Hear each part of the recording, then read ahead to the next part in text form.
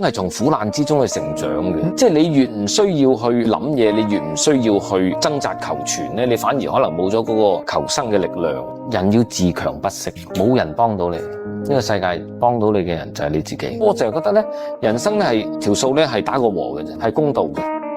即係你出去要去應酬，要去咩？咁你可能多咗好多工作機會，揾到好多錢。咁你揾咗啲錢翻嚟，又要出去應酬。咁啲錢咧又揾多啲，啲錢揾完之後咧，啲錢又拎咗出去應酬。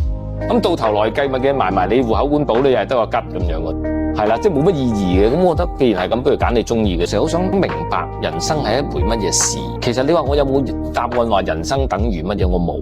我到今日我都唔夠膽話我清楚人生就係咁樣嘅啫。即係雖然講落好似好悲觀，但係我成日覺得呢個世界我哋唯一肯定嘅嘢咧，就係我哋一定會死。即係呢樣嘢係真嘅。我以前細個嘅時候都會喺度諗，喂，其實我哋一路長大，等於一路步向死亡。咁死亡係咪人生嘅意義咧？咁樣。